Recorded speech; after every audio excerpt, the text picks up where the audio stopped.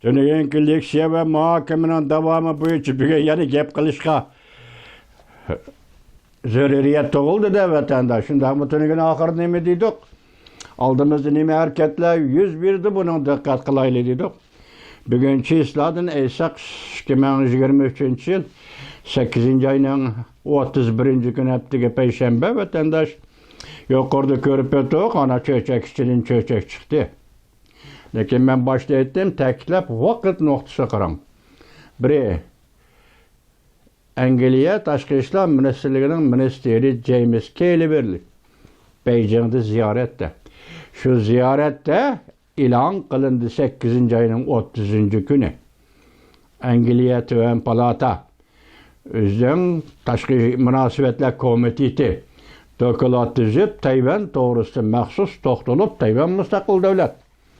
Onun öz takdirini özü belgeleş hukukunu koklayımız, yaki kollayımız. Tayvan igilik hukukluk müstakil devlet.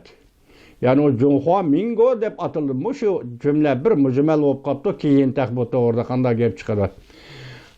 Junhua Mingo dep atıldı. Tügüdü ma?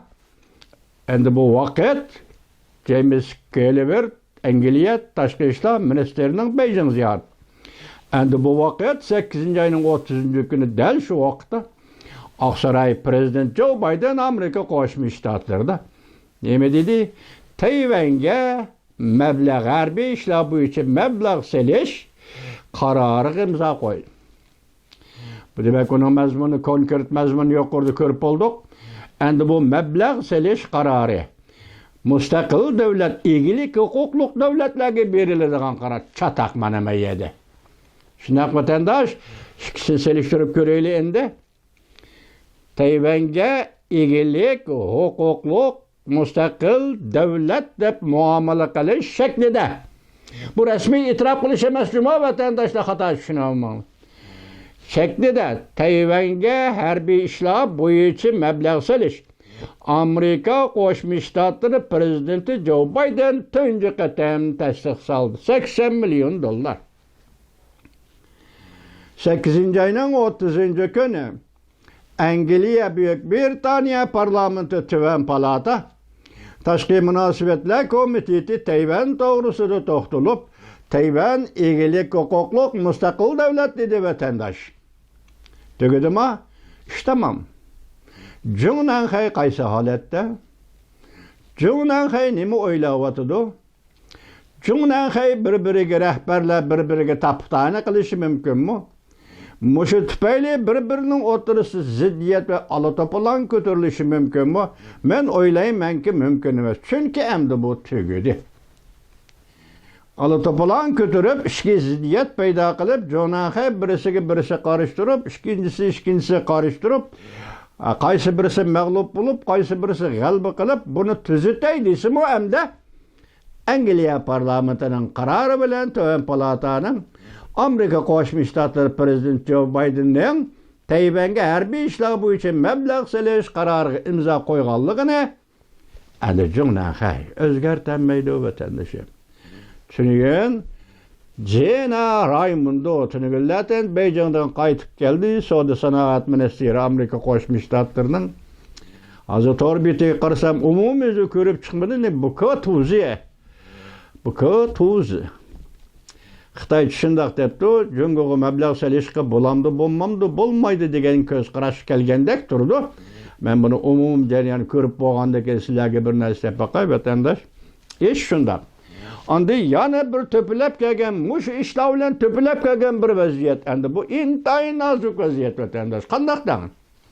Prezident Joe Biden 9. ayda eçildiğin Şarkı Janubi Asya Devletleri İttifakı'nın yığınıga qatnaşmaydıqanlığını özünün ornuğa muavin prezident Kamala Harris hanımla əvətidiqanlığını ilan qıldı. Bu bir katı gel. İkincisi, Jungo'nun reis Xi Jinping Hindistan'da eçildiğin 20 devlet yığılığı qatnaşmaydıqanlığını ilan qıldı. Endi siz bunun deyin şu sualını koyun ki 20 devlet yığınıga Prezident Joe Biden qatnaşıdı. 20 devlet yığınıga reis Xi Jinping qatnaşıdı. Qaydı boyunca Şarkı Janubi Asya devletleri yığınıga Prezident Joe Biden katnaşıdı. Reis Xi Jinping katnaşıdı. Lekin arlıqta muşu köndü bu vaziyet muşundaq özgerdi. Siz bunu Angliya parlamenti Töven Palatanın kararı bilen münasebetsiz dep qaramsınız. Siz bunu Aksaray Prezident Joe Biden Tayvan'a harbiy ishlar bo'yicha mablag' selishini tunji qatim tasdiqladi. Bu ish tasdiqlashga munosabatsiz deb qaramsiz. Demak, endi mushundaq ahvolda ikki davlat rahbari Sharqi Janubiy Osiyo davlatlarining yig'ini qatnashsa ko'rishishga to'g'ri keladi degan edi o'tganda vatandosh. Undan keyin Hindistondagi 20 davlat yig'ini qatnashishga to'g'ri keladi degan vatandosh. Shu vaqtda tahlil qilib Cüngülük'ün karakteriyden aytqanda Reis Xi Jinping bu yığınlarga çoqum keledi degan edi. Bugün bu hüküm hata olup çıktı vatandaş. Nimişqa deseniz, vaziyetning asosi siz biz oldingi shart qilgan vaziyetning asosi o'zgarib ketdi.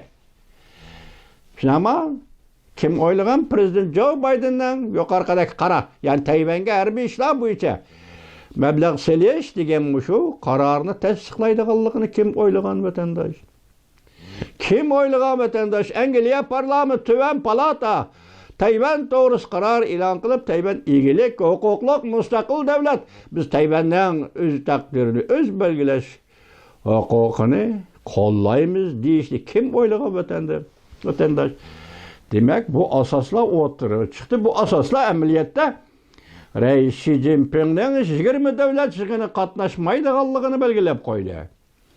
Bu asoslar bugun endi yana amaliyotda Prezident Joe Biden'ning Sharqi Janubiy Osiyo davlatlari yig'iniga qatnashmaydiganligini belgilab qo'ydi.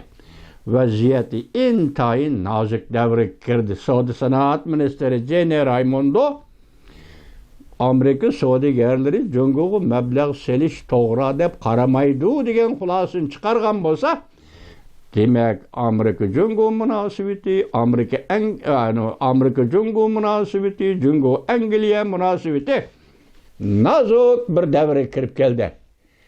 Vatandoshlar, bu yerda gap Tayvan masalasi.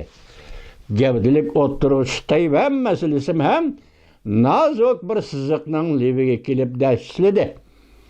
Töven Palata Angliya dediki, egilik huquqliq mustaqil davlat. Amerika Qo'shma Shtatlar dediki, harbiy ishlar bu ish Tayvanga mablag' yig'lash, mablag' solish. Shundaqla oxirida shuni deylikki, vatandosh bu qatam Angliya Tashqi ishlar ministri James Cleverly Beijingda yana o'xshashlar Hong Kong masalasi, Uyg'uriston masalasi, yuqorqi Tayvan masalasini o'tirib qo'ydi dedi. Amerikada Angliyada Konservativlar partiyasining a'zosi Kernis shundaq dedi. Demak, Hong Kong masalasi, Uyg'uriston masalasi, Tayvan masalasi o'tirib qo'yildi dedi. Shuningdek Kernis nima dedi?